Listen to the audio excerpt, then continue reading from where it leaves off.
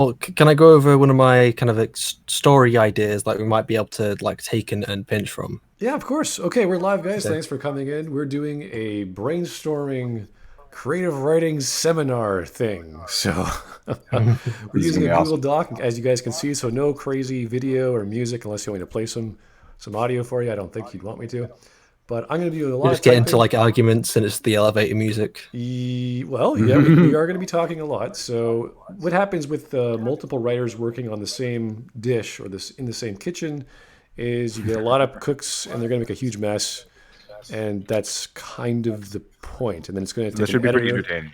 Yeah, this is going to be great. We're going to do lots of fun, creative things. So, thanks for joining. We have Shiny, we have LiteratureDevil, we have Glib. We don't know about Evan and Southpaw. They might be popping in. We don't know, but oh boy, we're going to spend a good hour just on crazy ideas, crazy writing concepts, and hopefully, luckily, I didn't give writing access to everyone, so I'll be the one in charge of putting all the ideas down. But they do have comment access, so they could put bubbles everywhere. So I'll have to be furiously looking through the comments if they don't like what I wrote. So, how are we going to do this, guys? Do you want to start brainstorming right now and I write them down, or how do you want to start the conversation? Sure. I think we should start with some of the questions that I have that are just like foundational questions. So, what's the format that we're writing this into? It's sorry, I think you're Shiny. You're echoing. Oh, I'll set it to push to talk. I don't know why it does that. do you- I think it's just the sensitivity of my microphone. Do you have headphones? Is that or Yeah, I use headphones. okay? Do you have like virtual mix on in your sound settings where you would be listening back? That might be the thing. Anyway, the thing I want to. No, I'm not listening back to. I don't. Okay, I'm just making Okay. sure. Anyway, the format. Are we writing like a comic book or is it like a perspective movie idea? I know it's a like an alternate take on the legacy of what we wanted the originals to be like. That's a good question. Yeah, I think that the idea was. I think that's where we're coming from. Was we always we always try to fix the sequels. Every time we stream, we always try to fix the sequels, and we just get bogged down in that. And I thought we'd be interesting if we just made our own thing, right? We made our own thing, Yeah. and with all the ideas we have. But Okay. with the way with that, where they can't take us down or sue us or anything like that, we can just make money off of their mistakes. Now, what is the container that we want to put that in primarily? I would Is say it a that- film or is it a comic book? Yeah, the best thing would be a comic book style, meaning you have visuals with dialogue and description. That way you can branch that off into an actual comic. You can do a visual animation. You can do a visual novel. You can do all sorts of things with visuals as well as written. So comic story doesn't make any difference to me. Okay.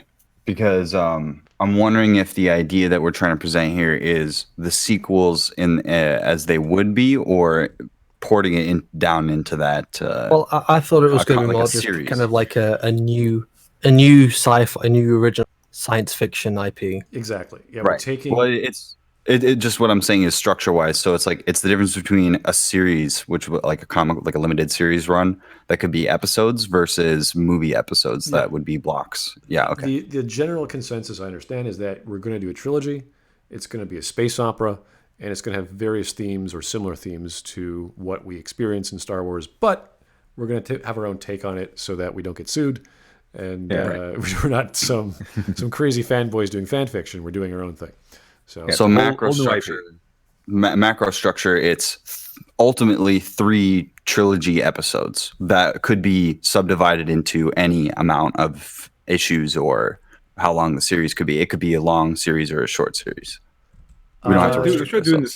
the same amount of time or the same length as the sequels. So like a trilogy that tells 3 large parts of the same trilogy, the beginning to end.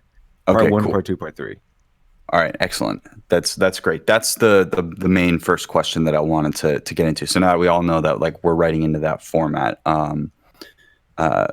we then have to ask ourselves. We have to take some of these things that existed before that are the world building elements and bring them into our world, which is a big justification. So like if we have things that are like the Jedi, they have to have similar powers. We have to figure out how that works. How is our universe? So if we assume that all of the events that happened we're doing jumping into episode 7 of our story, the backstory we have to develop a little bit about how it's similar but different, even though it may not actually explicitly be in our story.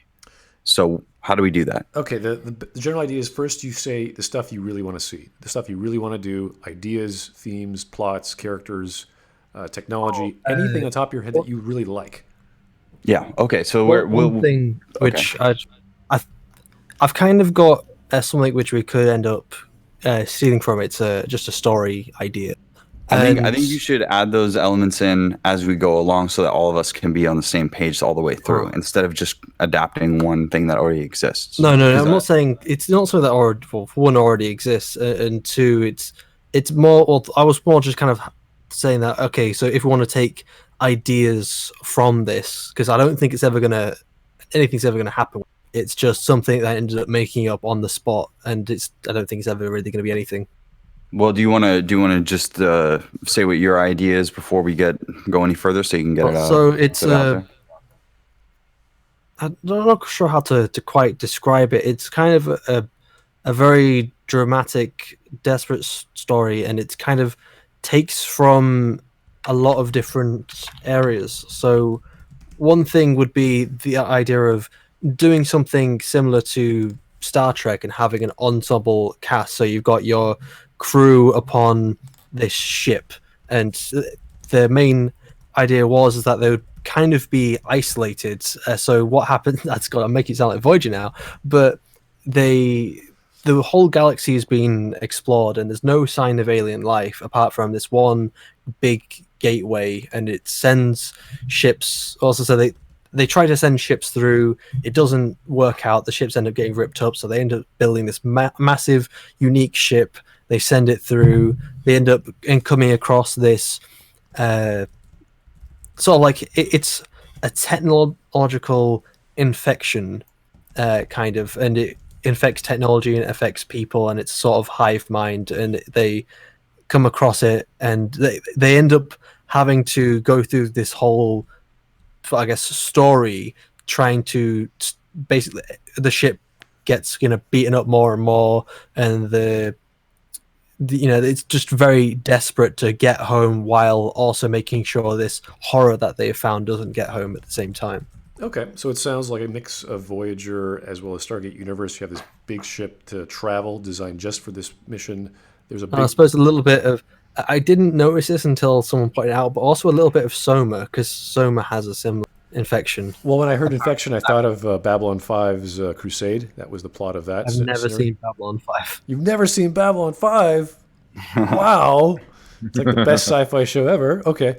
But yeah, all these ideas are great. There's nothing wrong with them. These are all fresh. There's nothing, there's no judgment here. We're just throwing ideas at the wall and going, okay, cool. Brainstorm. Throw everything at the wall. We'll pick what goes together the best. Kind of like fitting together pieces of a puzzle. So personally, something that I like as well is generally, I think this, because we're trying to make a story that is like Star Wars. Something, obviously, some kind of big war would also be a very good thing to try and go in the same direction of, because we said we're going for the same kind of themes of Star Wars. And what I think we're trying to do is we're trying to write an actual continuity that is we want to give people what they wanted from the original idea of a sequel trilogy by making an alternate reality backstory that's very similar, but it won't get us sued. So we need to build up all of 1 through 6. I prefer the idea of it being completely original. Something that's okay. That's not the project. That's a different project. From what I understood, from like what we were saying before, it would be more along the lines of the Orville, something which it's completely original, and it takes. It's not completely original. It's almost 1-to-1 just Star Trek: The Next Generation. It's just a comical version of it, because Seth MacFarlane just wanted to go out and play Star Trek. That's what we want to do. We want to go out there and we want to make a Star Wars sequel in recognition only. Pretty much, yeah. You want to take what you hated or liked from the show that you really had umbrage with, and you say, I could do this better, because we will either not have that problem, or we know an ideal solution that will be an ideal character, an ideal scenario, or ideal plot. So I thought that the foundation could be kind of like the building block could be something like the good versus evil, the big overpowering empire thing, power Well, or whatever you want to call it, versus the rebels or the good guys fighting the bad I guys. don't think we want something like well, I kind of find it more endearing to have a war that is more along the lines of, I suppose, Clone Wars, because in fact, when it What do you comes to mean the by that rebels, when you it say wasn't that? that much. So when I say more like, so when it comes to the rebel era, it's not as like a war is what we Do you kind mean a of identify formal as a war war. between It's military a units? formal, yes, Okay. that's the best way to do it. Well, Because rebels are more, dogfighting, also not dogfighting. okay. Guerrilla My fighting, suggestion is that That'll like we for have. actual warfare rather than No, I That'd be get fine. that. I get that. hitting But runs The and basic stuff. what I really wanted, what I had in mind was this basically because George Lucas was inspired by the pulps. So what I really wanted to bring in was the simplicity of the pulps, more or less, because the pulps had the good guys versus bad guys is a lot simpler, a lot easier, because that's far more easily consumable by or not consumable, but I mean it's far easily wanted. It's more easily desirable by a larger majority of people. So that's why so many people like Star Wars to begin with, because they like to see good guys versus bad guys, and like to see good guys win. So that's why I wanted to bring into this that little simple black and white sort of morality, so black and white justice. The bad guys versus good guys. So you have like so the under themes, Jedi yeah, versus evil. good versus evil is the main theme, and Yeah. we wanna forward a classic story that's the mythological archetype of good defeating evil. But how we go about that can be up and down, because Yes, that's you what can made really the do original so many trilogy. different things with that. But that should be one of the basis things. Good, the absolute good guys versus the absolute bad guys. And of course, that's not to mean that there is no complexity or nuance on either side. It's just that there's one side that's overall the good guys, and the other side that's Right. overall the bad. Kind of like how when you have you have Starfleet versus I don't know the Romulans. One side is clearly the good guys, one side is clearly the bad guys, but you I have would say the nuance in the Borg. individual. I would say the Borg. There's no Yeah, oh, nuance yeah. for the individuals, but then once we actually have Like characters Q. that have to, yeah, and Locutus okay. of Borg is like the antithesis of Picard. Exactly. But my idea here is that what we should do is we should build up our universe's backstory so that it leads into the point where we were at near Return of the Jedi. It can be Exactly. whatever time expanse that we want, but the circumstances of our universe are we have a republic, right? It's the Galactic Republic, and because we're still in the Star Wars world, we haven't built up enough of our world that's been extracted from what we're trying to be influenced by. So we have the Republic, and then we need to discuss what the enemy start foundation is going to be. Because if, let's say, we want to have these big battles where we actually have two sides that are wearing armor and the other side has their signs. They don't have to be like Syria or whatever, where they wear a ribbon like paintball. So what I suggest is that we slot those bigger battles further down the line once we've built up our villain force. How do they get to the point where they have a military that is that size? we have That's an interesting story. So we have a group of heroes that we focus on, which are on the side of the good guy military, but we don't focus on the good guy military versus the bad guy military until later on in the story. Well, there won't be a good guy or a bad guy. Well, there'll be a good guy military in the beginning, and maybe they'll have all the problems of a republic force that's occupying. So there's one of the things that George did was he said he's trying to bring mythological story concepts. That's all the pulp stuff. But then in addition to that, he's trying to tell modern tales so that those philosophies are still told in a more modern context. So I like the gray area immediately after Return of the Jedi where things are not stable. Then when things start to get more stable, maybe they get more corrupt, which is a throwback to the prequels and the Clone Wars, which then leads into a big open conflict. We can build that up using what the prequels didn't do, and we can then put it in the context that made the originals so fun by keeping it kind of fast paced, but at the same time seating us long enough in the environment to understand it. We don't need all of the. We need politics, but only a layer of it that is going to be continuous within where the characters are in the story. I say keep it simple. Keep everything as simple as possible. You can have politics in there, but only as far as they pertain to the heroes. Now, one question I do have was that because George Lucas kind of brought in a lot of Eastern influences, some Eastern traditions. Luke Skywalker ended up with what I'm told is called a nakama, but I'm going to continue calling it nakama because I'm stubborn like that. But Luke Skywalker had a nakama, so he had his lancer. He had basically he had a 5-man band. Okay, are we going to have Are we going to go 5-man band? Or are we going to go just like a Lone Ranger, man with no name. Well, I have an gunslinger sort idea of about guy. that. I have my idea, and this is something that I was just thinking about when I was synthesizing all the information about the EU and what fan expectations were and all that stuff when it came to what TFA was going to be. And I think that the idea of the next generation being one layer of, or one set of characters, and then the older generation being a different set of characters is kind of important.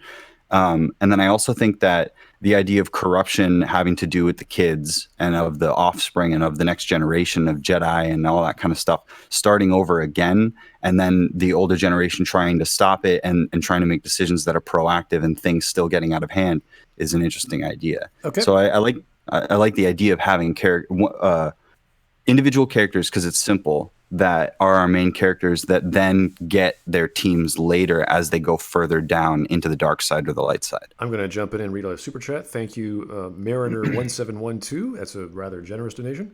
The Orville was always intended as a Trek show. It was Seth's original pitch for Discovery, but when he saw what they were doing, he took it to Fox under the guise of a parody in season 1. I know this from the VFX director of the show. Cool. That sounds totally reasonable, because CBS is just insane on that level. They're That's like the really idea messing with it. It's like the Seth MacFarlane going in with his nice shiny idea for a Star Trek show, and then he walked into CBS studios and he saw the what happens to be the torture scene that's happening in there, and kind of backed out and said, "Okay, I'll just make this a Star Trek parody." They're like, "Yeah, we want more curse words," and he's like, "What?" Have you relation seen to- Star You're Trek? fucking hubris. Yeah, oh dear. In relation to Literature Devil's idea for a 5-man band, that sounds like you want to have a heist scenario of each character has a specific functional role in the plot. That one guy's the driver, one guy's the fighter, one guy's the spaceship flyer or whatever. We're supposed to have a similar dynamic in. So when it comes to the sequels, we're supposed to have the dynamic of the Jedi, the good shot, and the pilot. However, it kind of falls flat when we have, they're supposed to have their own roles, but Rey ends up being the best pilot, she ends up being the best best at shot, and everything. she ends up being the Jedi as well. So there's no point having Finn and Poe. I like that you're bringing that up, because I want to crack that egg open. We don't have to have direct, like, exact replications of characters to have similar ideas. We can have a character that learns how to be a pilot. I know, but I'm just saying for our story, like, when we think about the characters that we need, it's going to be ultimately, what is the most important characters in the story? Well, whose actions affect the story the most on an emotional level, on a logical level, decision making in the universe, diegetic and non-diegetic. So, the idea of having this heist team, I love that idea. And I love the idea of having a heist in the movie or having any kind of band that's like the crew. But I think that the main characters should start out as friends, similar to what we had with the 3 people, but then they should split and they should go find their own worlds. And that's where they find their bands, their crew. One thing I would suggest is, because one thing I've kind of thought about is also very important when it comes to the characters. They all have to sort of like contribute something in their own way, and that's similar to the dynamic. And I'm just going to bring up an example. So when it comes to the new season of Clone Wars, I'm not going to spoil anything, but the new characters that they've added to in a particular arc do not add anything to the dynamic. The dynamic is completely one-sided. So the original concept for the arc from the unfinished episodes on the panels we were given was the idea that we would have this one character who would completely understand the underworld and would sort of like, and Ahsoka would have no idea what it is, so he would have that to offer to the dynamic, and Ahsoka would obviously have her combat and her Jedi past, and it's a give and take. But with the new arc, it's all just give. Ahsoka knows everything about the world, she's got the combat, the sisters are fucking useless pieces of shit half the time, and they're idiots. So we need to try and focus on not having having characters who have something to give in the dynamic, and not just have it all be one-sided. Obviously. So that's a great point. So the question I think that is on everybody's mind that I can sense is that we should build up now what our main protagonist is, because we have the conditions of the world are obviously going to be similar to Star Wars. So we need to do a little bit of world building at some point to understand what are analogs. What's the name for our version of the Jedi, and what are their powers? Are they exactly the same? Hold on. This is we're going to be going with the sci-fi / fantasy theme, right? Still, it's like Star Wars. Absolutely. I want to make it as close to Star Wars as possible, and then a little better maybe, with more consideration. So like we can have ideas that Star Wars forgot about. Like hold on a second. If we have any battle, we have to have a tank, because they don't have tanks in the OT. That's right, they don't. You know what I mean? We have to think where they didn't think, but we also have to have the same bone structure as them, and we have to justify it. So like what a blaster is in our world. So things like I would say. So one criticism, obviously, things like armor. Armor should obviously do something within this story, and one just thought I've had is that when it came to making Mass Effect, using that example, one thing they thought about, they didn't think about what the story was going to be. They thought about creating the world. Is it peaceful or is it full of war? How are the aliens? Are they really different, or are they quite similar? Or these kind of things are trying to generate the world, and maybe we should try and focus on generating the world first before we generate the story. Well, so like the story and the world are going to be on a macro level are going to be connected, and so we need to figure out. This is why I keep going back to this point. I feel like we need to, what's the word for it? We need to like redesign Star Wars into our version of it with our lexicon and our functional system, so that we can then build the world out from there, because we don't have enough world building on our own. What I recommend first is I'm going to step in with my opinions, because I have nothing against any of these ideas. But when you're talking about world building, I always say don't do that first. Do that after you have the characters you want and what the plots are, what they're going to do, and then you characterize them through the world. So you actually build everything around them as they need it.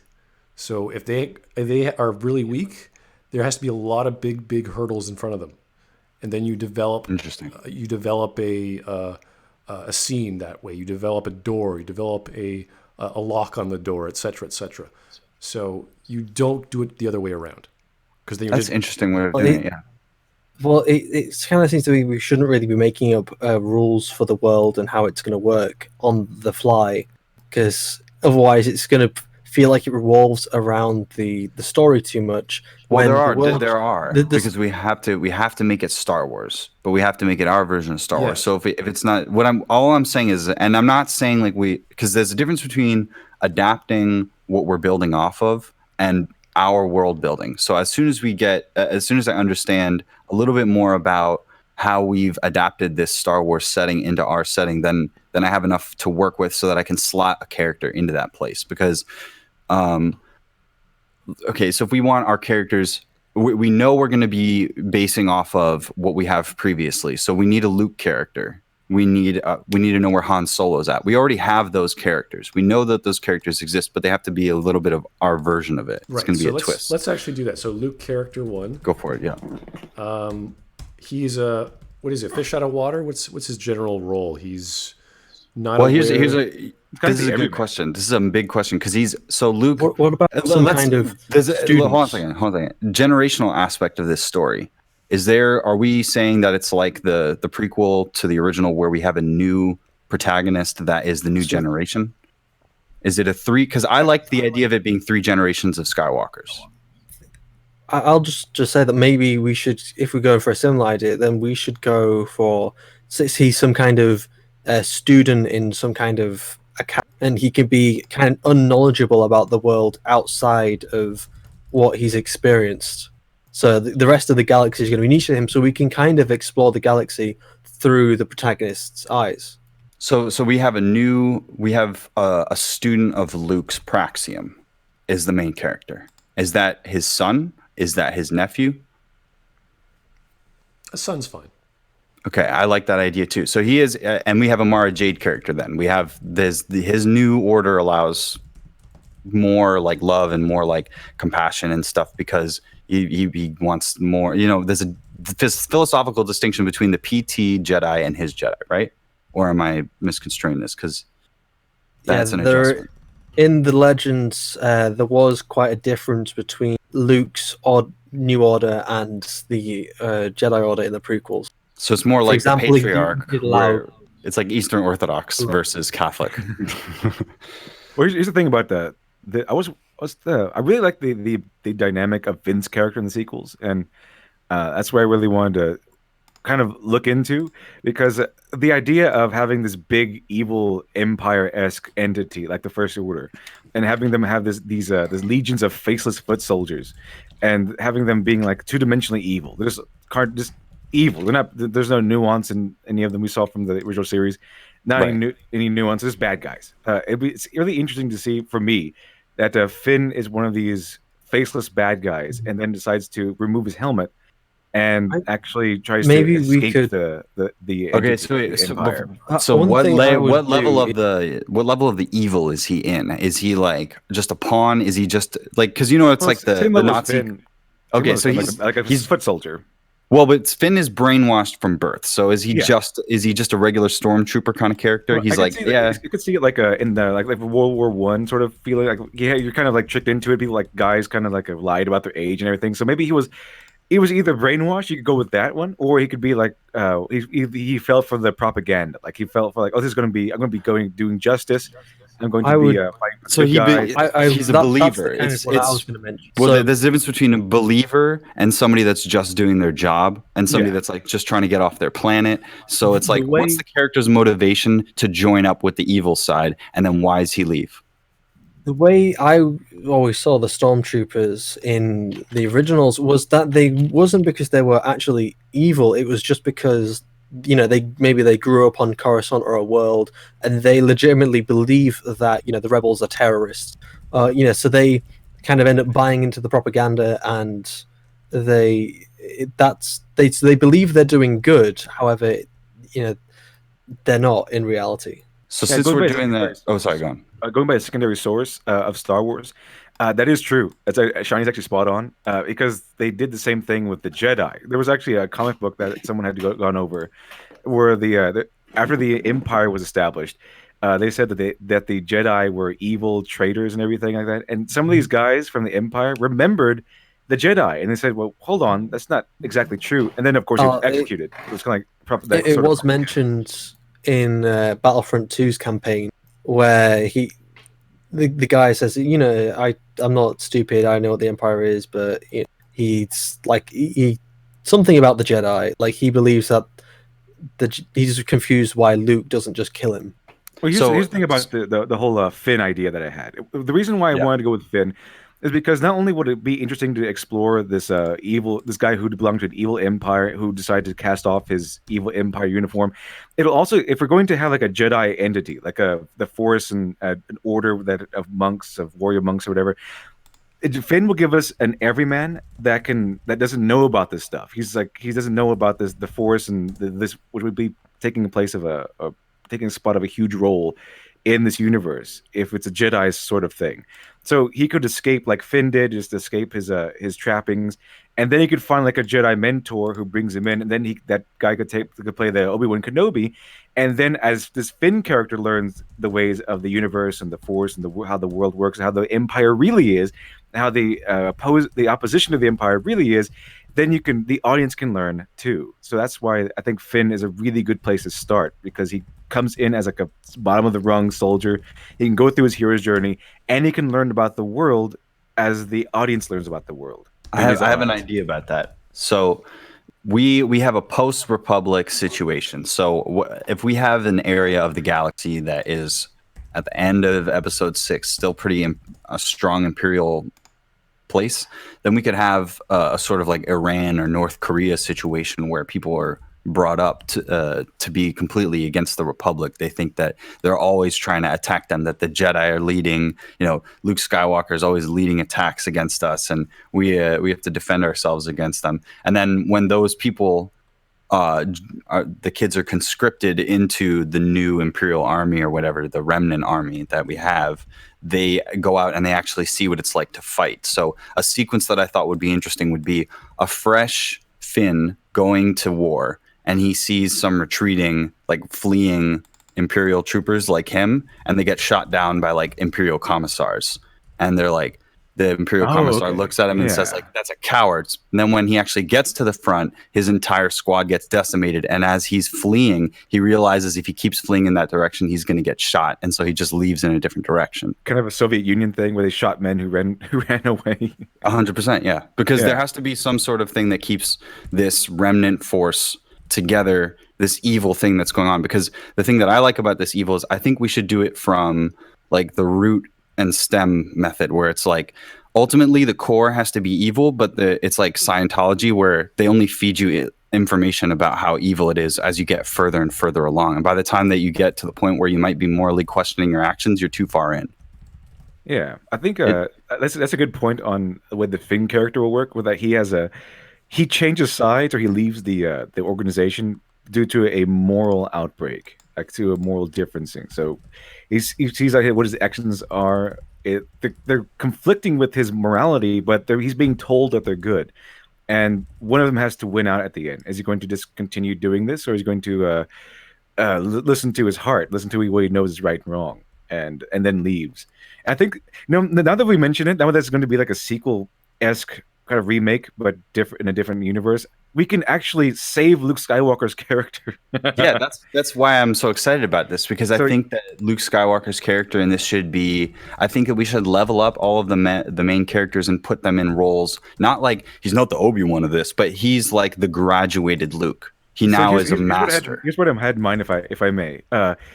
So Finn, he escapes or whatever, and maybe he kind of abandons ship, kind of like Finn does, is out of steals a ship and goes to a weird, like this random planet or whatever for a reason. Doesn't go just willy-nilly. He just lands here for a reason, and he finds essentially Rey. But it's still from his perspective. But he finds Rey. She's not perfect. She's not powerful, but she is our version of the Jedi. But she's not a good one. She's like an apprentice level, like a Padawan level. Do you want it to be? So is this the main character? Do you want the main character to be a girl, or do you want a Rey character that's also a main character? I want Finn to be the main character. I don't care if this Finn character is a girl or a boy, but Finn's my boy. Okay, I want him to be the main character. And the idea is that this Rey character will be kind of the Padawan level of a. Have you seen Rurouni Kenshin? Yeah. Okay, so you know how Kenshin Himura is like this really powerful swordsman trained by a really powerful mentor, and then he leaves to get involved in the war. Right. So my this is I don't just for jump switch because we haven't laid any ground rules yet. But the idea I have right now for the Rey character is that she was this Padawan of a temple or whatever she was being trained at, and they're supposed to be kind of neutral, and she left on her own accord and joined the war as a Padawan, and she kind of like. That's awesome. She's lost. You know what I mean? So yeah. She's like doing the Luke arc from Empire Strikes Back, where she's like, I gotta go out there. I gotta go and fight, and that's where Luke Skywalker comes in, where she is looking for. She was defeated. She lost. She realizes the consequences of her mistake. Maybe she lost an arm already. Maybe she lost all the friends who went with her. Yeah. Maybe all of her friends who went with her are dead, and she was really angry at herself. She takes it out on Finn. They're enemies at first, and then they become friends as they fight this Empire, because of course they're going to come after Finn, and she's against the Empire people or whatever. And then the reason why Luke Skywalker comes into it is because he's a legendary hero who kind of like was the Avatar, kind of like the Avatar vanished in Last Airbender. He kind of vanished into nothing. He was kind of this guardian of the galaxy who just vanished one day, and they went to go look for him so she completed her training and he can get training. And he's like this grizzled old veteran. When they find him, he's like half of his body's gone. He's more machine now than man. That's just my idea of where. So then if we're gonna go on that direction, I really want to add something to that. Because I don't want him to like if we're gonna be disappearing Luke, when she finds him, he's like General Kurtz from Apocalypse Now, and he's got all these crazy Jedi with him, and like he's like gone off he's like, I trained them, they could do anything or whatever like that, and it's like it's the question about what to do. I have the idea about the fallen mentor. So maybe he goes over there, he's training new people or something. Either he's training new people, or he's just in isolation. He might just be in isolation. I don't like the isolation thing unless there's a grand purpose, unless it's part of his plan. He has to be doing something. It can't just be that he quit. He might go into isolation because he himself had a moral outbreak. You know how Luke Skywalker kind of was wailing on Darth Vader and was about to kill him because he was going more and more towards the dark side. That sounds like The Last Jedi to me, though. No, what if this version of Luke Skywalker didn't actually save himself? He killed his version of Darth Vader, and he kind of felt himself. He went through his Kurtz moment. He went to the darkness, and he went to isolation to kind of reclaim his soul. And this is why when they meet him, he's kind of like, "Oh well, I don't know if I'm ready yet. I don't know if I'm worthy of teaching you because I might be on this dark path myself." All right, we're going to take a breather right now, guys. That was great. Got to slow it down. And I'll read one super chat, and we'll get right back into it. Here's Lord Captain Commander Dunn of the Queen's Guard. Thank you, sir. Hi, Smud. Was wondering how to apply to being on the Smudcast. Well, you just got to say hello. Go to Discord and message me.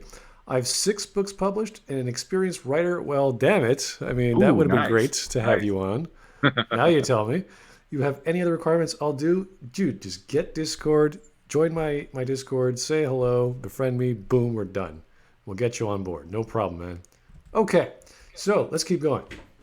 So I just want to clarify because we have a bunch of ideas. So I like this idea. I want to preserve it. So we have the Finn character that is essentially a stormtrooper that finds his way because he's looking for he's got a moral question about what to do. He's trying to search for freedom. And then that feeds him into the good side. And then we have the battle-hardened female warrior Jedi character that's paid already for going out into war and that kind of thing. Yeah, for basically defying her masters or whatever. Like now, she paid for her presumption or her arrogance or whatever. Now, the one thing that I'm curious about, because if Luke is there's 2 different Lukes that we have on the table. We have the general Luke, the Praxium, like he's the noble warrior, noble bright version, and then we have the grimdarker version where he could be evil. I like that idea. I would say that we should pace this out so we can have the characters like go through this. I think we should do the first aspect of the story is this story. I think instead of it being backstory, it should be the active story, and then we can go from there, and then we'll have the episode 2 from there. If you get what I'm saying. Which one should be the active story? Like the all of what you said. So okay. It's like instead of it being like, okay, when we meet the character, she's already lost an arm. Let's just tell that story as the opening acts of our story. You know what I mean? Like all of these events. Like in the beginning of A New Hope, we have the confrontation between Darth Vader and Leia. We see this Rey character fight. Pay her price and everything. Yeah, like the first act is establishing all of these characters in that sense so that we can take them further from what you're saying, because I feel like we need to connect it to the previous one. So I would love to see Luke go. I want to see the rise of the new Imperial people. I want to see that come up. I don't want it to be backstory. I want to see another event that leads Luke to go from being, all right, I have settled this Praxium and things are going well, and then he goes into isolation. I don't want to start with him like episode 7. He's already there. What if that's the war, though? What if the rise is the war? So it's kind of like this faction, kind of like in Hitler in Germany, where it's kind of, he did the putsch and failed, and then it's kind of, but a lot more warlike rather than political. Yeah. So I think it should be several wars. I think it should be there should be like opening conflict should be the fact that the Republic cannot hold these territories, and that puts doubt in the Republic. Then that proceeds to being an open conflict where it's like the Hitler situation where he's invading countries, or it's like the Spanish Civil War where it's consolidating nationalism and all that kind of stuff. So then all of these imperial groups start becoming stronger, and then there can be a war, and then in that sense where that's the failure of all of the Jedi characters. So like they thought they were able to, because they were the new Jedi, because they were all this, that they could fight these guys, but they lose, but in a Vietnam sense where they retreat. And then that sets up a prelude to the larger war that we can get into in the second and the third acts and episodes. If you're going with like a kind of a fantasy, because it could be sci-fi fantasy, we could be just like a scenario of one king was kind of the War of the Roses, like what a Game of Thrones did. Could be like one king who has become a weak, or it doesn't have to be a king. It could be like a council of nobles or whatever. And then you have there are a bunch of other nobles that part of the council, or maybe have become there've been this fractioning in the council, and then they break off and become separatists, and they form their own little council. And it's kind of like the two or three popes era. They just kind of clash at each other, and they have their noble houses reunite against another set of noble houses, and there you have your civil war. And I like the idea of the Republic being more built up and more corporatized. So it's more business interests and more like special interest groups on the Republic side corrupting it on that level. And then the Imperial side, like you say, is these nobles that are holding together their assets, and they team up, and then that's where we could insert the new Sith character that links them all together and systematically gets rid of them to create a new like Sith Empire. Like one side wants dictatorship and dominance, the other side wants to preserve the democracy that they had. Like the way that they had was where the people could get involved, can have a say in their own defense, and the other ones want to come off as they want to dominate everything, so they can control everything, and then there'll be peace in the universe or whatever. But probably for nefarious reasons, not because of misguided reasons. My byline would be that the Empire was the greatest stabilizing force ever, and that the New Republic is nostalgic for the Old Republic and for all republics that ever were the Galactic Republic and before. And it's like, we're restoring that. And then the Imperial propaganda side is like, they are incompetent and they'll lead you to your demise again and again, just like they did, unless you side with us, which can give you security and can give you all of the protection that you need to prosper. Like there needs to be a basic propaganda war. And then higher up, we see, obviously, there's like the Sith and all these different interests that are on each side. Because we have to find a reason why the Republic can't be perfect. It obviously has to disintegrate to a point, and it ultimately comes down on the characters that create the resistance, which then can create an army again that's like another format, and then we can have our characters lead and win the day all together. Okay, so you have an aristocracy, part of the nobles who are part of this imperial political force. Some of them are corrupt, some of them were good. Along with that, you had this sort of Jedi third-party group that was just sort of trying to stop them. They failed, and we assumed that they got absorbed by the Imperials, or they just went away and scurried away into the darkness because they wanted to live. And that's, I guess, the Luke character? Or are you talking he's a now war veteran who joined the Imperials? What's the case with that? Because he's sort of this run. He's in his Kurtz mode where he's retracted from the Republic because he doesn't believe in it anymore, and he's in this weird state about what the purpose of the Jedi and the Force and what he can do, because it's like what LiteratureDevil was saying earlier, like he has to be unsure, because I think what we're gonna do is we're gonna make it so, let's say he did kill Darth Vader and he killed the Emperor, and he's like, oh shit, now he's the most powerful Force user on the planet and he doesn't know what to do with that power. So it's like he goes. I think the cool part is that we're keeping in the sequel trilogy idea of going to get these old heroes out of not retirement, but wherever position that they're in, and then bringing them back into the fight. And the new characters are seeking out all of the information and all the wisdom from those characters, and we can preserve that relationship without damaging the characters. Because like in one of the writes that I was doing for a potential sequel trilogy, like I like the idea of graduating all the characters up so that Leia would be in a position similar to Padme, where she would be a statesperson, in my opinion. She would be obviously be in a position that would be a befitting of a princess. She could also be studying her Jedi if she's a whatever. It doesn't matter to me. But what's somebody that like Han Solo doing? What's Lando doing? They all have to be parts of. All the characters that we know have to be parts of this world. As soon as you said statesman, I was thinking of the Expanse. I can't remember her name. It was Christina or. Exactly. Yes, just like her, where it's like she can fight dirty, and she can, she's old and not old and stubborn, but like she's tough as nails, that kind of thing. That classical, right. Like a woman that's not going to be run over. But then she's also like got to be in a George Washington kind of position, where similar to Luke, where she doesn't want to be the queen of the entire thing. She wants a republic, and I think the failure of all of these different states should be exploited. So like.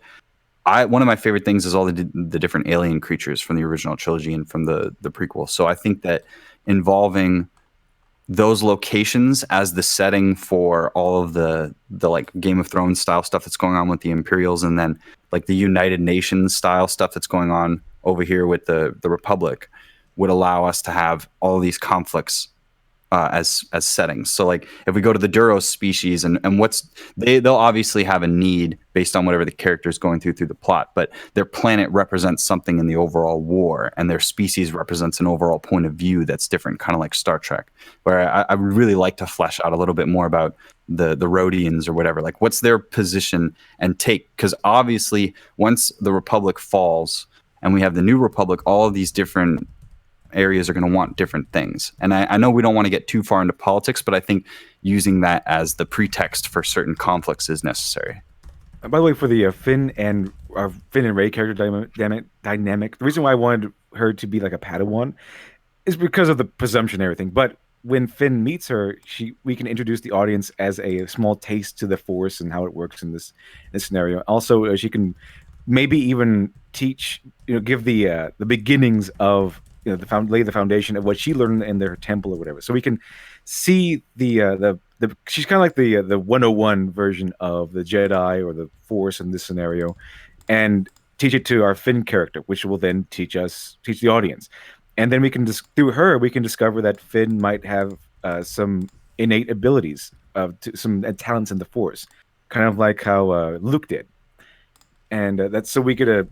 So she is the way we get to see Finn recognize that he's not only a soldier, he has some hidden potential, and then that will prompt us. That will foreshadow that the fact that he will become what Rey could have become. It sounds like Luke is going to be one of those potential enemies, potential antagonists, potential protagonists. He's sort of on the fence about a lot of things. We're not sure what to do. Like kind of like a Kylo Ren, but not like stupid Kylo Ren, but actually like experienced. a good one. Like I like that he's external to everything, and he's just giving opinions. Like he's doing everything pragmatically in this gray area where he knows the right thing to do, and people think, you just killed a guy. It's like, yeah, but he was going to kill these 3 other people. It's like, yeah, but you didn't know that. It's like, yes, I did. Like, how could you know yes, that? I did.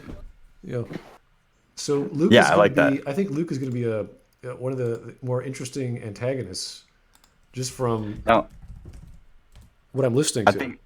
I don't know how it fits into the story yet, but I think it's important to have a Luke or a Leia or someone's son or daughter in here to give that legacy idea. I need a route to the Skywalker familial line or something like that. Okay, well, may as well just make it Finn, because that's the most obvious choice. So Finn is Leia's son. We'll just take that. Easy enough. Leia's son? Yeah, you can change it anytime. Okay. It's not hard. So it's these 2 main characters of the A and the B story characters. Do we have a C story character that's an antagonist or a rogue or something like that? I think if we're talking about Rey being a friend who helps and hinders Finn, that's more than enough. So she can make mistakes. Because I like the idea of a kind of roguish Luke Skywalker's son who's like who ran away or something. He's like, I don't even want to do this, and he's just like getting around the galaxy. He's like the son of the hero who. Yes. Okay. Aragorn. And I don't know what role he can be in the story, but I like the idea of him being like the destined character or something like that. Which one? The Finn?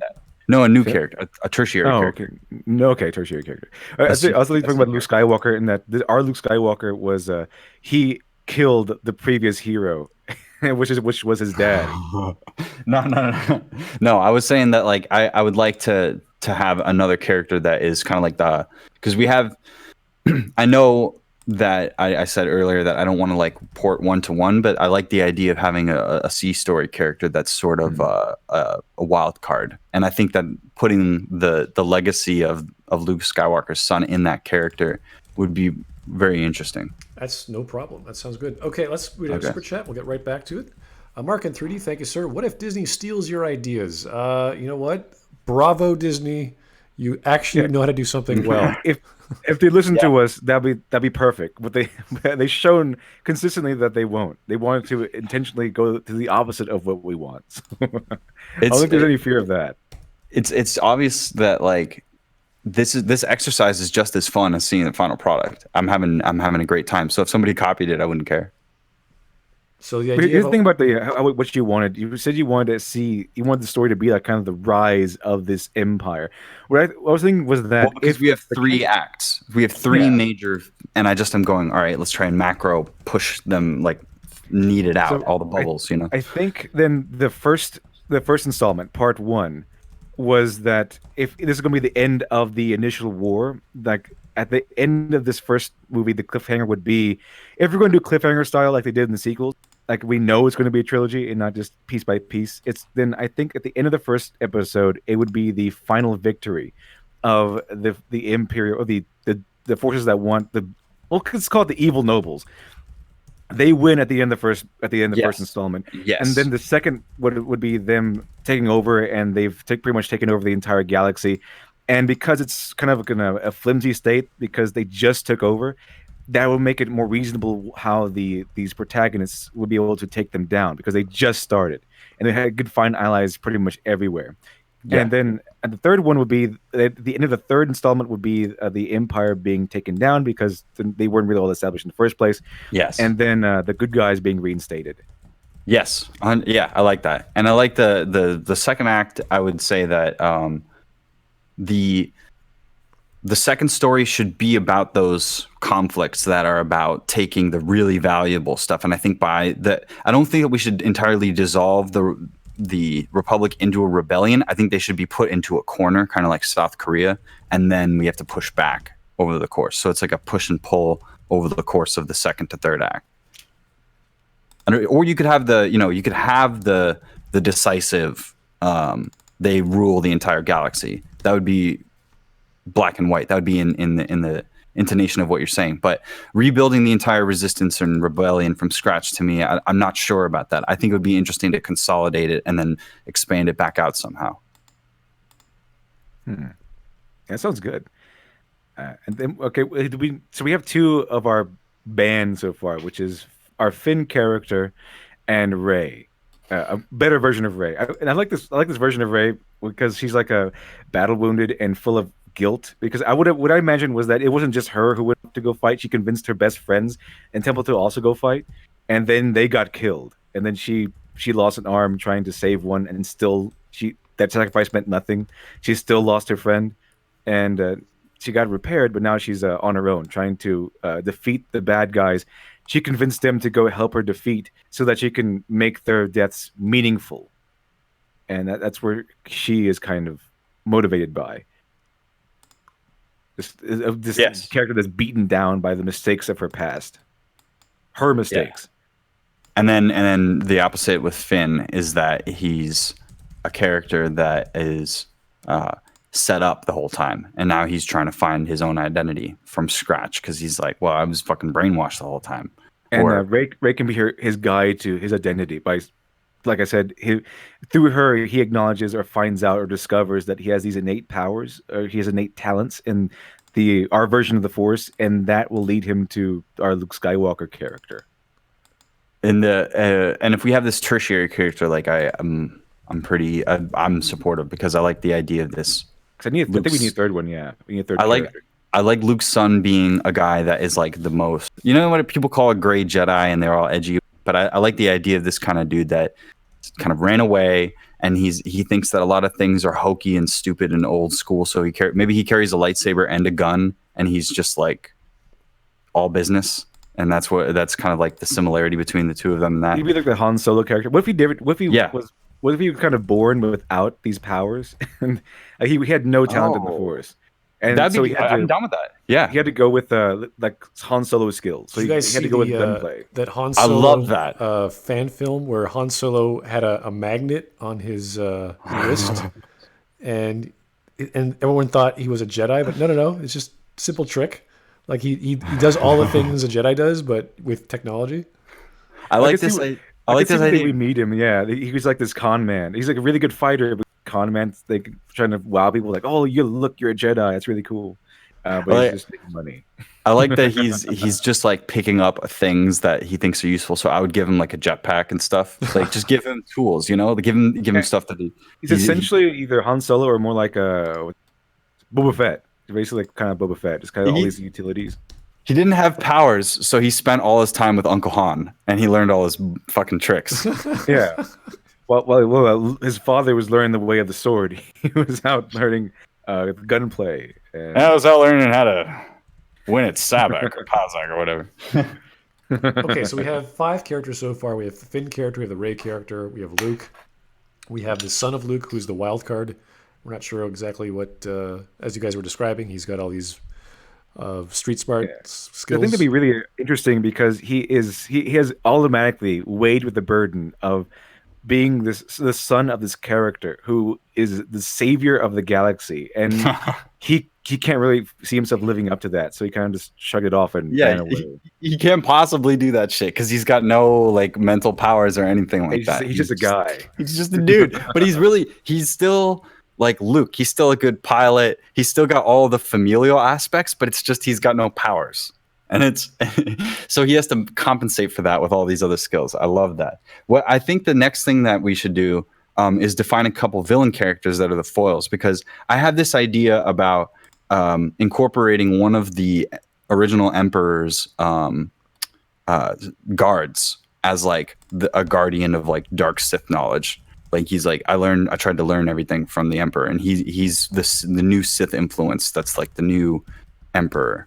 Are they going to be like the same dynamic where they're just dark Jedi, the kind of dark Jedi? Because if that is the case, then we need to start building what our version of the Jedi kind of are. Then how do they work? Because my kind of idea is that maybe instead of being the Guardians of the Galaxy, our version of the Jedi were kind of this neutral force that kind of try to stay out of things, try to stay out of the world. They just help whoever comes to them that has a moral story. In need. So it could be it can help people who are just in need of something small or something big. It just doesn't matter. Are you saying that Luke Skywalker is now Big Boss? I love it. Let's do it. So mercenaries for hire? Yeah. We will be the recourse. I love it. The Jedi show up at your porch and they're like moral. It's like a moral arbiter because it's more on moral morality than just you pay them and they fight for you. No, of course no. You go and you state your case, and then they show up and they mediate, and then they that's exactly like what the Jedi were kind of supposed to be. They're so intimidating to fight that you listen to them, so they work as diplomats. And then if you fight them, you get to see how fucking awesome they are. Because the idea behind what I'm proposing is that I was just going back to Rurouni Kenshin, how Sekiro Hiko said no to Kenshin in the first place, because if you do this, then this sword style is so powerful that if you get involved in the war, whatever side you choose will win. And it's more like putting in the god codes. It's not really determining who has the right idea or not. It's more like you join them so they win. So that's their idea. They don't want to get involved in these things because they know that they are so powerful that whatever side they choose will probably come out the victors. So we go from the Jedi they get attached to the New Republic too much, and then Luke starts to distance as the war starts to expand. And then by the point where we meet Luke with the Rey and the Finn character or whatever, as they go to his new temple, it's all just like these martial arts masters just like doing all these crazy techniques to make themselves better and stronger, like punching the wall over and over again, and just like Shaolin monk type people that are just disconnected from the world and in their spiritual world. That, or they remain neutral. Yeah, all that. Yeah, they're really awesome people, like do all these martial arts and everything, but as a majority they remain neutral, which is why they might go there first because the Rey character knows them, and Finn pleads the case because now he knows personally how bad this is and how much help the good guys need, and they still say no, and so they go to Luke Skywalker because Luke Skywalker character was the guy who went off. He's seen as a hero, because what I'm seeing is that he's seen as a hero by most people because he actually broke the law. He did what Rey did, and he actually defied people and went off and defended the Republic and he was the one who got involved, defeated the bad guys and saved the galaxy last time, and then he fell to the dark side. So he's basically more or less. Revan. Yeah, it's kind of Revan. Yeah. I like it. I like that. I like that it justifies more, because if the Jedis are more neutral, then if his school would be in that disposition to the world. And furthermore, this is why his leaving and the worship and admiration of Luke is why Rey left on her crusade. So it's one because she's in her predicament because Luke was this hero of hers, and she did the same thing he did, but failed, where he succeeded, and now she might actually blame him a little bit, and maybe conflict between those two characters. Yes. Because she went out and fought, and she was like, just like Luke. That was her motivation, was to be one of those Jedi that goes out and does stuff in history. Yeah, I want to be a hero just like you. I want to be a hero just like you, and look what happened to me. So it would put more guilt on him, put more guilt on her. But of course, she's just lashing out. Of course, it's not his fault. Right. She was responsible for her own actions.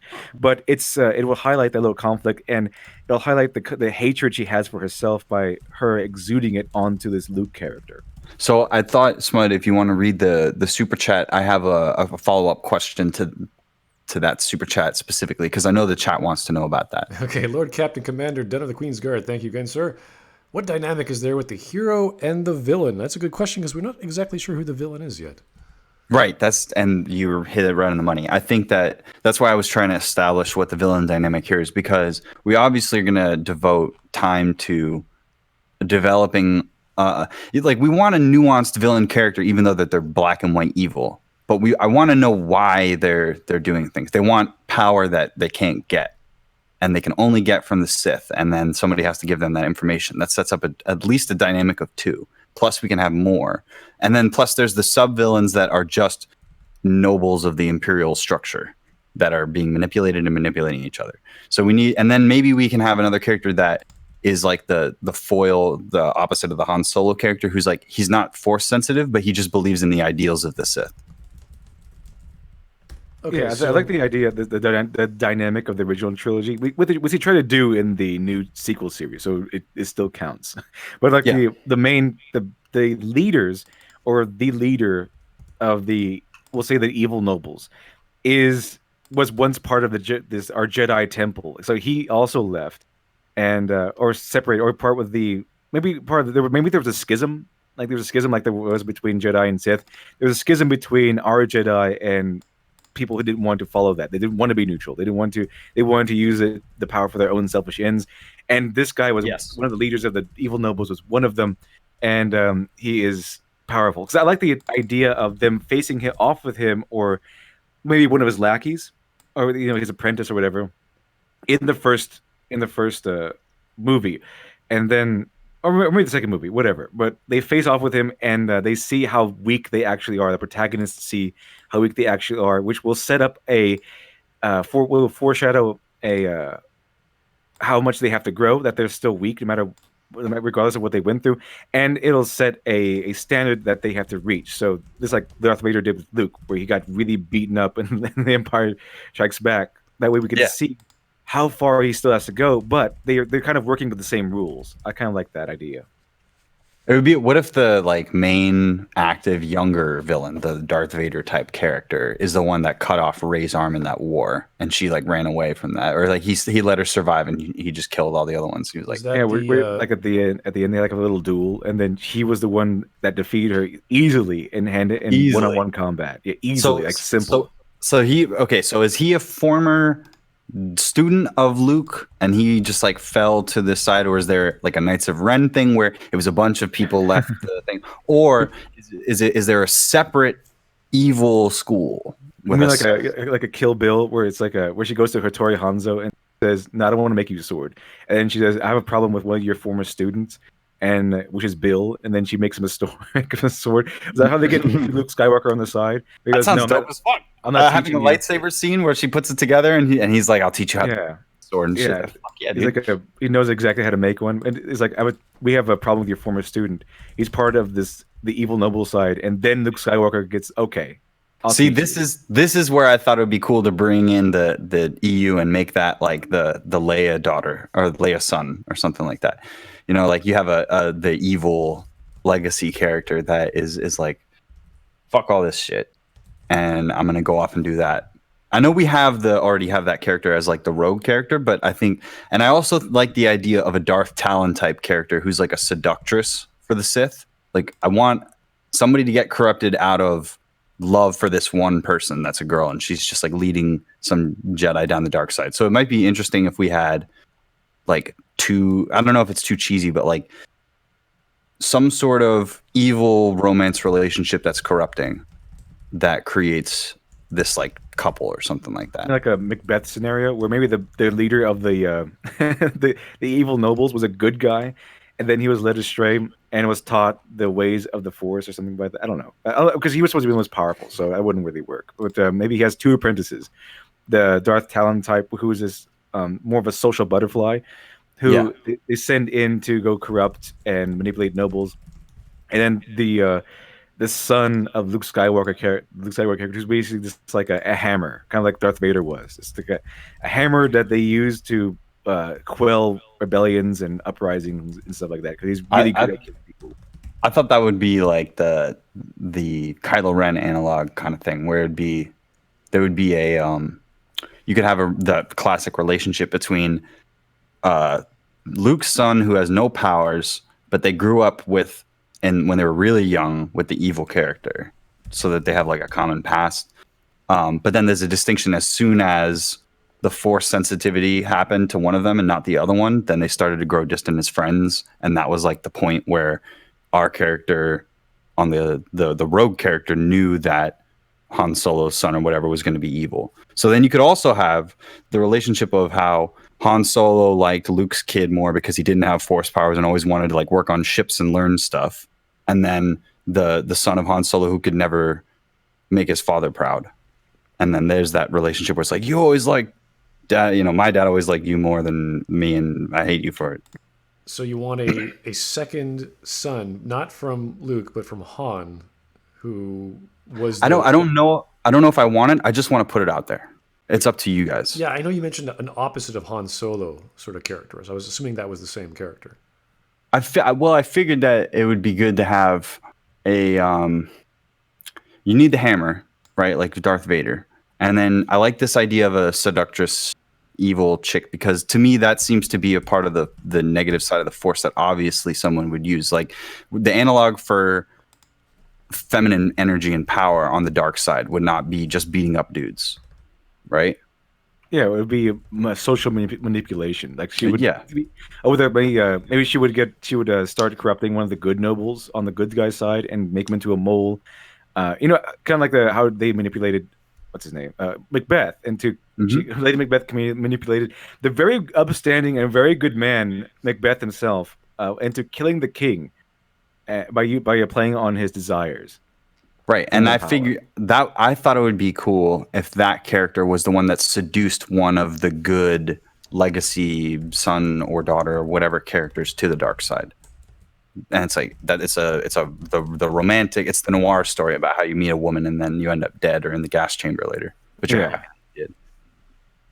That's what happened to the son character. That's how they got the hammer. So he was kind of conflicted himself, and then she kind of seduced him, and now he's on the bad guy side. And he found out he really liked it. Yeah, and I could see at the end where it seems like he's wrapped around her finger, but he fell in love with the dark side more than he fell in love with her, and really became so evil, and then finally ends up killing her at one point. And it's a process, because he's also the egotistical types. Like when he can't have everything that he wants, he just keeps doubling down, and then he becomes the ult. Because it'd be really cool. We never saw what would happen if Darth Vader actually became in control of the Empire, so I think that would be an interesting thing. Like, what if Darth Vader, the new hammer, became the ultimate like war master at the end? Like the final conflict, Darth Vader is in control of all the Imperial forces, and he's like, I'm going to stomp them.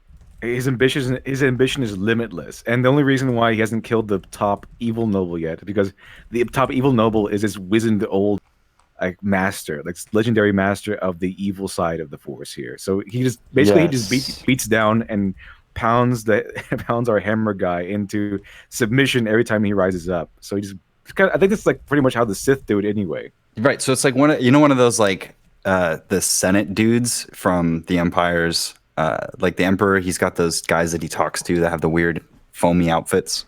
Oh yeah.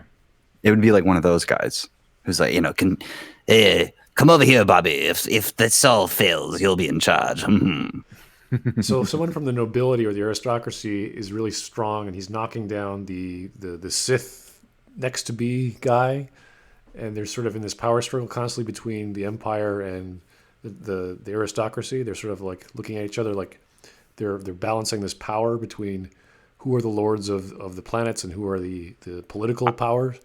I feel like all the lords of the planets, by the time that the full Sith plan is enacted, should all be like killed by the hammer or whoever is taking over at that time. Like they're just being used ultimately for the overall thing, but they're all scheming against each other They're all to try part of and the Council of Kings. Like, they're all kings of their planet. They're part of the Council of Kings, and that's the council that rules everything. It's and then their the version of emperor the Senate. kills them all. Yeah, and then he's like, I consolidate my power, and you're because he needs the loyalty of the noble houses that have the planetary alignment to build his imperial army, and then he pushes them out. Yeah. So Well, okay. I also like this idea of how they don't really like the Luke Skywalker character people, like their legacy, because they're not noble. Like they're just from common blood who happen to be powerful. And Yeah. so our protagonists will have opposition on both the bad guy side and the good guy side, and the good nobles are good guys, but they don't like these powerful force users. And they don't trust them, especially because the one that they know personally, the one that everyone idolizes as a hero, has bad blood. And they might be, or has common blood. They might be good guys, but they're still people. So they still have jealousies and their self-interest. And that if they rely so much on these guys, then or some powerful people with common blood, then how could the people expect to look up to them, the nobility, to rule, if they're all admiring this powerful figure? Okay, so we have two major forces. There's the Empire or the Republic, the one major group, and then there's the nobility who are part of the Empire, but they're sort of the ones that have the social power, the economic power. They're the ones who actually are the engine behind the Empire. Well, Well, the evil let me nobles ask- are the Empire. It's just that the Empire hasn't risen yet. I think Well, that let me- the end of the first part, yeah. Okay. So let me ask this: you said that there's also good nobles. So potentially there's people that are of the noble class, but they don't have that perspective. So like our version of nobility nowadays would be all the people that are like intellectuals or financiers or bankers or whatever. Like all these people that have so much money and power and accumulated, they would want to be moving away from this nobility thing because they also want to be able to control a population in their own way, but they're doing it through benevolence. So I think that the noble class, I like this idea of it splitting, and as things get more formed over the course of the initial conflicts, and then that the good noble class sort of becomes the overarching oligarchy class, and that's part of, I think, why maybe ultimately the fight between the Republic and the Empire in the second act or whatever, where the hammer comes in and just destroys everything and our heroes lose almost everything, that's probably because of their failures. And then our new heroes step in and they go in the third act, in the third movie, in the big war movie to defeat the evil guys. Because it's the Jedi return and all this stuff, and then everybody teams up against the bad guys. That sounds good. It's just that sounds really good, actually. I think I want to clarify: is this so our bad nobles? They're kind of like the bad noble team. They are what the Empire will become. Yes. The Empire isn't here yet, but Yes. when they win, they turn it into an empire. I'm not sure if we can go with this or not, but what if they don't? The bad nobles, they're all evil and everything or whatever, but they don't know it's going to be an empire because they don't know it's going to be a where they have to pretty much to surrender all their power to one guy. But the leading evil noble, the force user guy, he is manipulating everyone into fighting for his cause, and then once they win, he kind of forces everyone to forces everyone to accept him becoming emperor. Knight of Long Knives. Yes. Yeah. All of that. That's exactly how like Hitler wiped out his SA forces because no one trusted them. Exactly. That's exactly what it should be. It should be the purge, and then we get to see the first iteration of the empire, which is led by the old noblemen, and then conflict, and then by the next iteration, Vader's in charge or whatever, our character, and he's like, oh shit, now they're really just evil. In that they're oppressive and authoritarian, where before it was more about soft power and manipulation, but also through like manipulative conflicts. Like the war escalates, I feel like, once the hammer gets in charge, because the manipulator and the needle before was operating more surgically.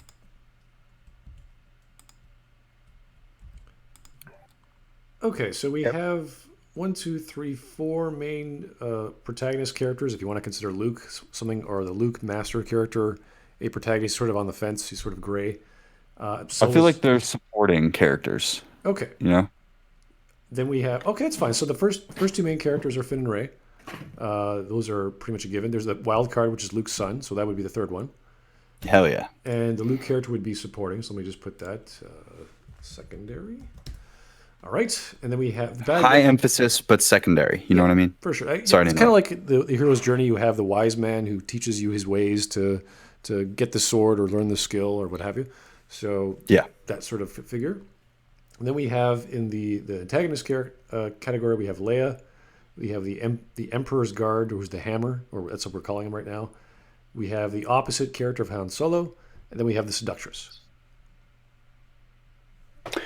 I feel like the Hammer character can be the same character that is the one that is seduced by the Seductress to the dark side, then meets the evil nobleman and becomes the Hammer. Like there's 3 evil characters as far as I know. Evil nobleman, that's the Emperor analog. The Hammer character, that could be the opposite of Han Solo in that he's the son that gets seduced by the Seductress, which is the third character. And the Seductress could be, my idea would be, she comes to the Jedi temple and stuff, and she tries to join them, but while she's there, she seduces the son, and then they leave. It could be she's the first one the first villain they meet in the first movie. Like, she's the main antagonist for the first movie, because she's a manipulator and she can do things a lot more quietly than the Hammer could. So she would go in and she would try to manipulate the forces to take down these protagonists, because the Emperor wants them dead for some reason, right? Or they're because they become so high profile for some reason that he wants them dead. So he sends the Seductress, and that's actually part of the hero's journey where he gets tempted by the Seductress, if I remember correctly. So that would be perfect. A big conflict would be she trying to manipulate our Finn character into coming over, and then it's up to him. One of his heroic obstacles would be to overcome her wiles and her way of thinking, because she's not just beautiful, she's also really smart. So she can also, with her beauty, manipulate him with that, and then with her words she can kind of convince him that the bad nobles are actually the good guys, kind of like rationalizing that he misunderstood, or that he is just not looking at things correctly, or not looking at the big picture, all that stuff. So so then when that fails, that's when she calls in the Hammer. Yeah, so the second movie, that's where the second movie can come in, where we can maybe see the Hammer in the first movie. He's just at the end when everything kind of falls apart, and then he comes in and is like, oh shit, here he comes. It's kind of like how in Avatar, Azula is introduced like at the end of the season, and like, who's this person now? So it's kind of like that setup. So okay, now that failed. We really need to take these people out. So we need to send in the guy who's going to just hammer everybody up. Yes. Just turned out. And then the second movie would be about him going after them, and then we can characterize the Hammer, and then we can see what kind of person he is. Yes. We get more of that world as the beginning of the second story. We'd start with the evil characters. We jump right into that. Okay. And the third story would have the fall of the Empire, or the fall of the coup, or whatever you want to call the formation of the new Empire, and the heroes take them down. I think it would be the ultimate World War II escalation, the Normandy invasion. It's the Hammer has gone too far, and now there are people that don't want to be underneath it and be smashed, and they're joining up, and they're going to fight the big war, and then we can throw out our conflict through that war. The third story is that. Second story is kind of like how the nobleman evil guy gets taken out by the evil villain. I don't know what the A and the B characters are doing in the second story so far, but in the first one we build up with the Seductress and the introduction of these characters that lead up to. When do we meet Luke in the first one? Yeah, we meet everyone in the first story. Right, so we go through the whole first story, then we get to the second act, and then there's. I'm not exactly sure yet what the conflicts are for the protagonists. So I like the idea of if they meet this Luke in the first one, and they they kind of lay out the deal, uh, he knows that his son is, or the hammer guy is in the bad guy side. Maybe, I don't know. It kind of conflicts what we had earlier. But if we're making the first one, I could see that he could tell them what's coming. Like this, give up now. You can't beat this guy. He's way Luke too or powerful. who? Which one? Like someone they meet. Like I think it would be best in this role if the Luke character knows him then and says to them, "Okay, you can't beat this guy. He's way too powerful. Even if I trained you, if you face him now, he would destroy you. He would destroy both of you easily." And of course, Ray. No, wait, I forgot. Ray knows. Ray knows him already. Yeah, Ray knows. No, but that'd be great to double down on that. You know. Yeah. But I like the idea that we maybe in the second movie that's when we meet Luke's son's character, in addition to the hammer, and then that way the second story is kind of about them too. No, I don't think because we have, if we're going to have a trilogy, all the main characters should be introduced in the first. Yes, Okay. I agree. Okay. So then in the second movie, what's the overarching, the big conflict? What's the noble guy consolidates and starts to build the empire, and then that starts to encroaching border. They start to take ground, and the Republic is losing, right? So the first chapter is where the bad guys win. So they form the empire. They killed the good guys. They killed the existing power structure. So bad guys win. Second story is you figure out how to stop the bad guys while they're getting stronger. So okay. So they won. It's like you said. They've taken over the galaxy by the second movie, or the second act. Yeah, okay. By the end of the first movie, the empire has already won. They haven't risen yet, but at the end of the first movie, they've kind of definitively beaten the good noble side. Right. So now we've gotten to the point where they're spreading their shadow across the galaxy, and they're taking over more and more locations. They've already won, but now they're actually enforcing it. They're going to those locations and changing them into the empire, and we have the conflict between the nobles and the empire as the subterfuge plot. What are the protagonists doing at that time? They're going around. They're rebuilding the rebellion, or something like that, or maybe putting it together. But what if we kept the Star Killer base idea, because we're trying to keep with the sequels, and that is how the bad guys ultimately win, by using this gigantic super weapon. And even if we have it where the good guys are actually taking it down, they might destroy it, but maybe they destroy it too late. Can I one up that with goofiness just real quick as an interruption? The Holdo maneuver should be their Death Star. They should be able to have a device that can go through a planet or something like that. It doesn't they just launch a planet into the main world. Yeah, something like that. It's a giant thing and it just goes really fast. Or maybe there's how there's Coruscant. Maybe they have a main headquarters that rule the galaxy, and then they just drop the moon on it. Oh, that'd be awesome! They just create a gravity well, and it just goes.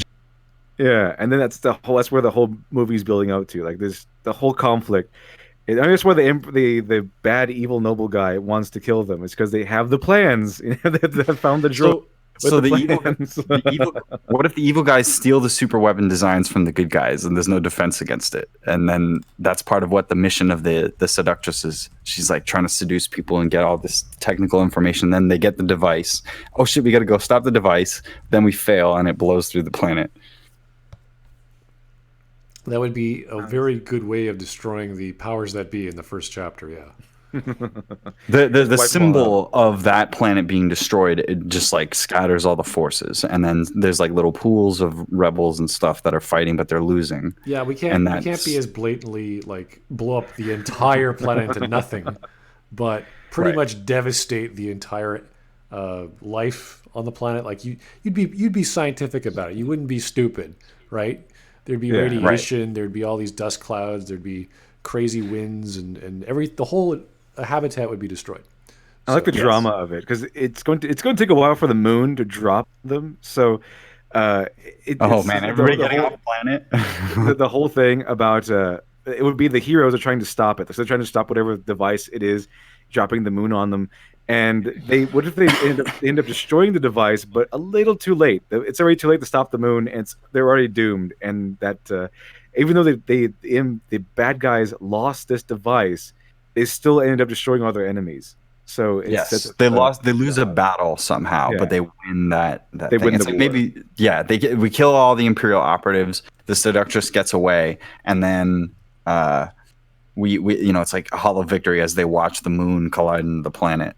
Okay, so from basically the from a bad guys space just want station. power. They just want political power, and they're just killing people in their way. Of course, we have to have the Sith, so there's got to be some philosophy about struggling and conflict and how that's. And there should be like a 1918 Treaty of Versailles or something like that fucks over a lot of these planets that sided with the Imperials. So that's why they have grievances.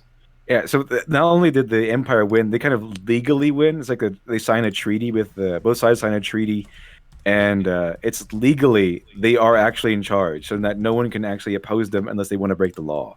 So like the first treaty, the Treaty of Versailles treaty from the end of the episode 6 kind of story, it goes, it screws over the economies of these imperial planets, which solidifies their stance, and then in the inverse, once the Empire wins, then they put the other planets under the same conditions, kind of thing, except worse.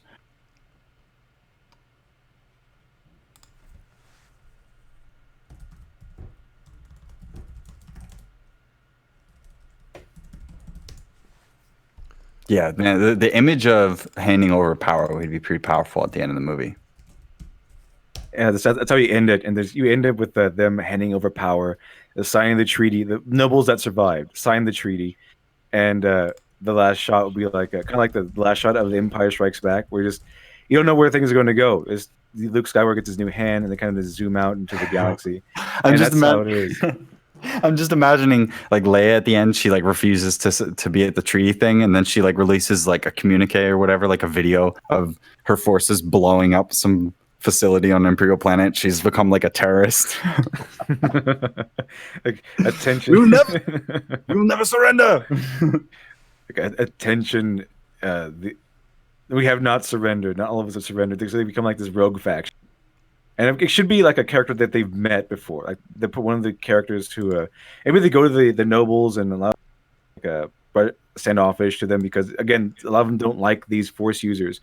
But she's the one that actually helps them. She's the one that actually helps them, and she actually survives. She's one of the few good nobles that survives. And when the treaty is handed over, she is there, but she eventually ends up being the catalyst for the resistance to this new empire, and that's where there'll be allies in the second movie. That's where you get the power. I also like the idea that maybe she's like a senator in the New Republic or whatever. That's the representative of Alderaan or our analog of that, even though it no longer exists. There's like only a couple thousand or something of them left, but they still have a symbolic seat, and everybody just like loves that like she represents resistance and that kind of thing. Yeah, but her character is just so charismatic, and she has a very strong personality that she gains respect in her own right. Yeah, that means you actually have to have scenes where she gets shit done by talking. So. Yeah. And I like that though. I like the idea of having these Game of Thrones style. It's more Game of Thrones than it is the prequels, even though the context is similar to Star Wars fans. I mean, you have to feel the sequels with something because they're empty. I like politics, but I don't like all of the gibberish. But I like the consequences. Like that's one of my favorite parts of The Expanse. I don't care about the proto-molecule. I care about the dynamics between these different factions. Okay, so we have three main characters keep politics simple that are, at least we know, are good. There's Finn and Rey, who we know are the good guys. We have the wild card, Luke's son, who's on the fence. He's kind of gray. And then on the villains, we have the Emperor Guard, has all this Sith knowledge, so he's going to be part of either the evil version of the Jedi, or they're just part of people who were Jedi. They just didn't want to do the studies anymore, or they wanted power. Then there's sorry to interrupt, but like if we have the trainer character for the for our like the hammer, how he gets his sword training and stuff. Maybe it's like the masked, like I was saying, the Emperor Guard dude. He never takes off his mask out of like memory of Palpatine or something like that. We can kill him at the end of the first movie as like a hollow victory. So like he's the one leading the superstation attack or whatever. And then our characters have a face-off, and even though they kill him and they disable the weapon, it still works, and the planet is decimated. So the heroes disable the weapon, but it still works, or whatever. It's well, as we were saying, yeah, it still does the thing, and then we lose, but we have a slight victory and a major loss. Okay.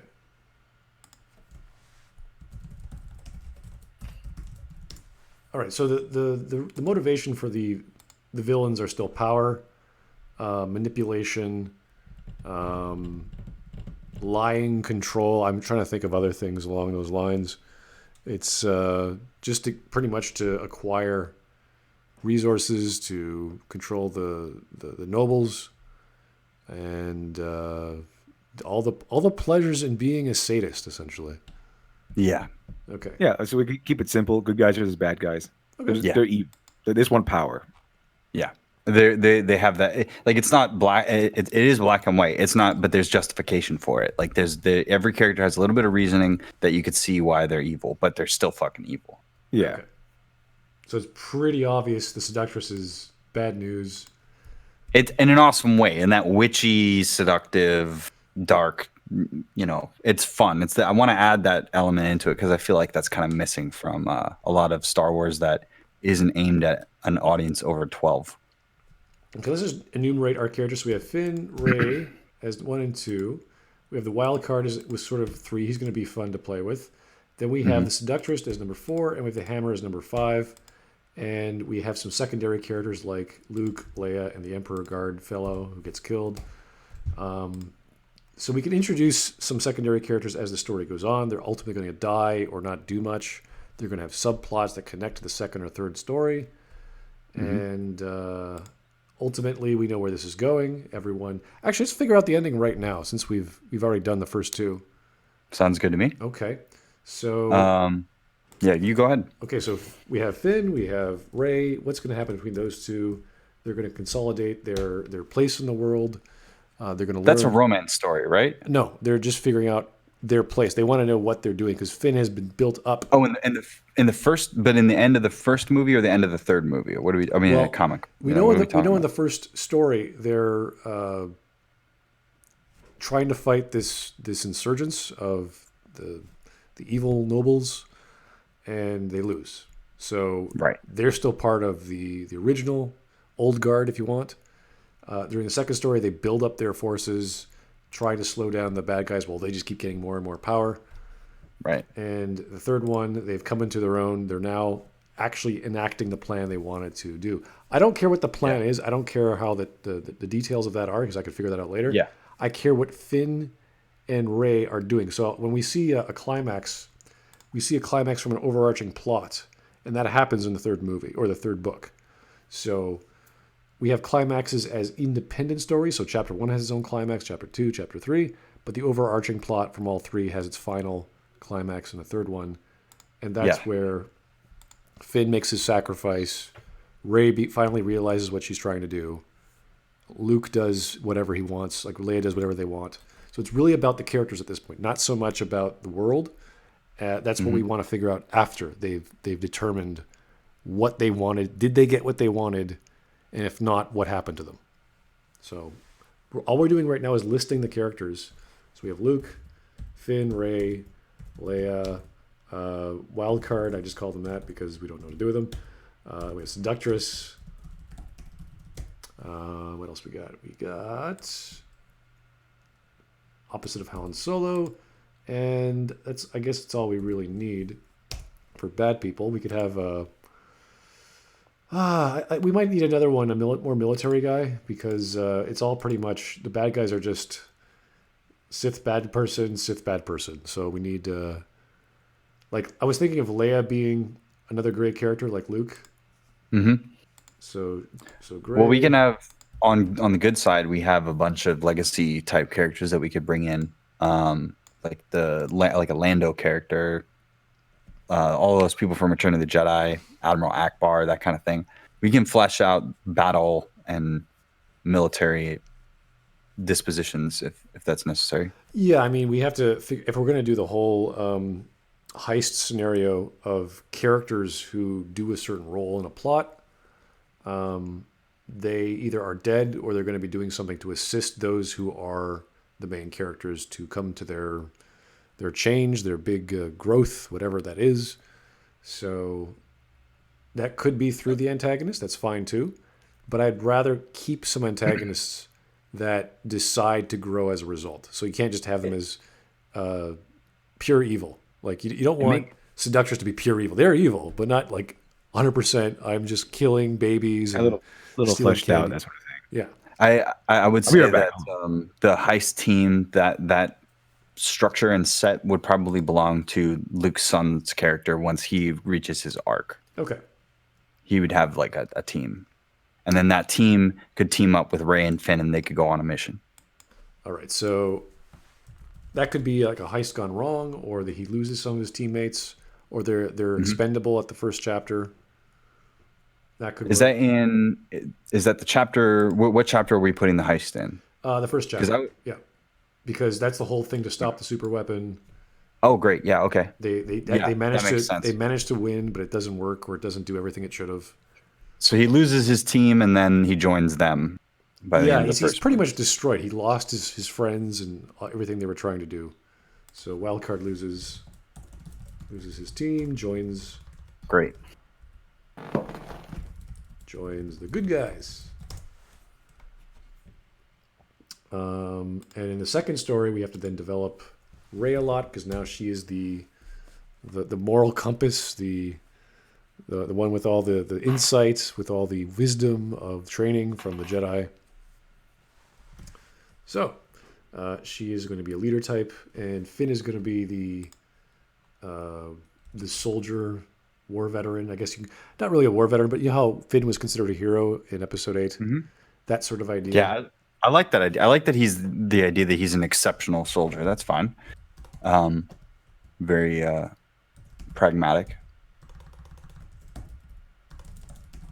Okay, and Rey is more of a leader, sort of a higher level sort of person. So leader, general, becomes a soldier veteran. Let's just put him as that. Okay, and the wild card is kind of like a spec ops dude. He does a little bit of everything: tech, spec ops. Yeah, wet mercenary. work, does everything. Yeah.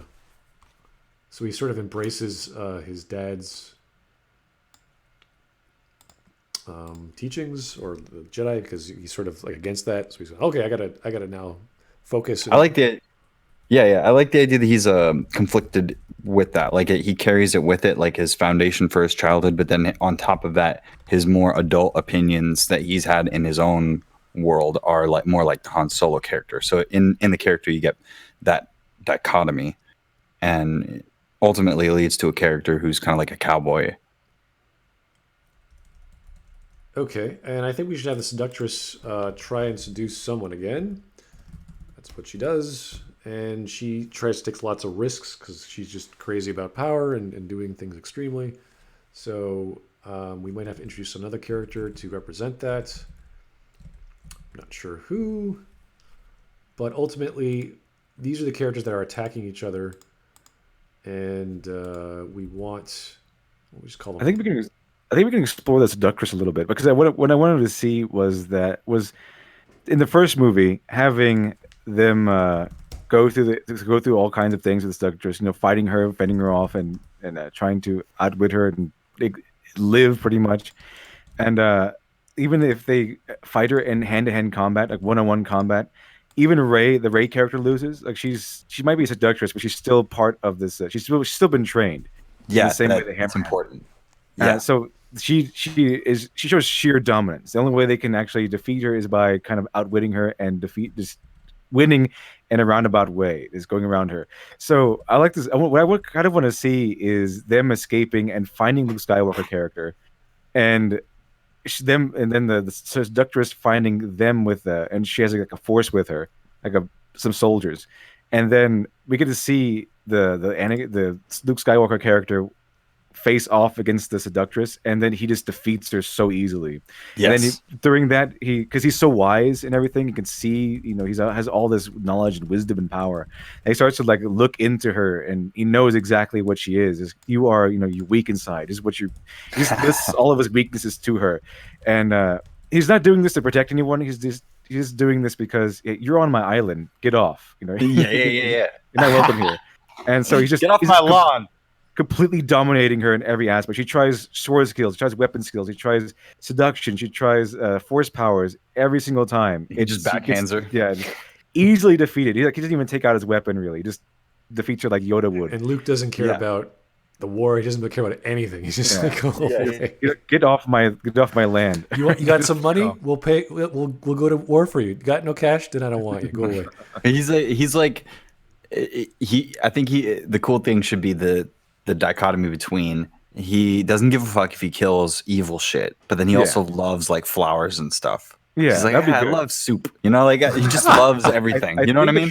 I think the trope is like a badass with a heart of gold, that sort of thing. And he's all grizzled, and I would like the idea of him being like war wounded and scarred, having different, kind of like Darth Vader, just a missing arm, missing leg, maybe like an eye patch or something.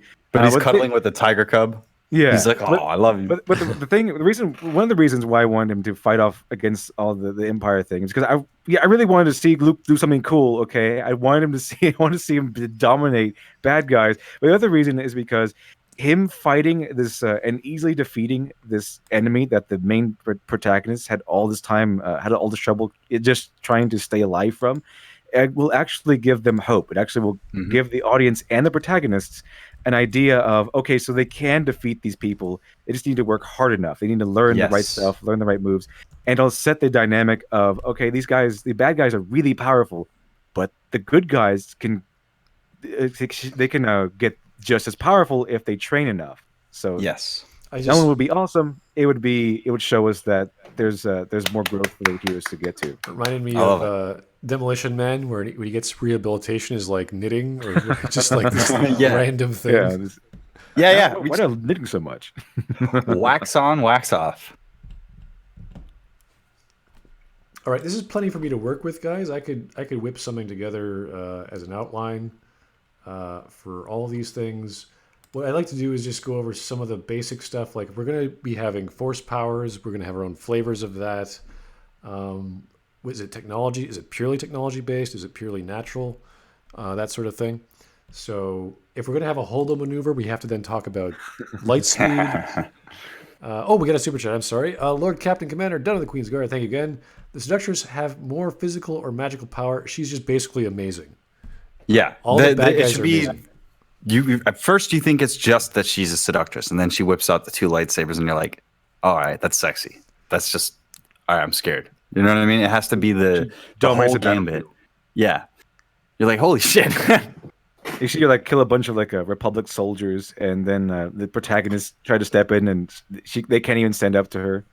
She just totally dominates the battlefield. Every time they come across any of the bad guys, they get destroyed. Okay, all the time until we get to the third story. They had their training, they had their development, all that good stuff.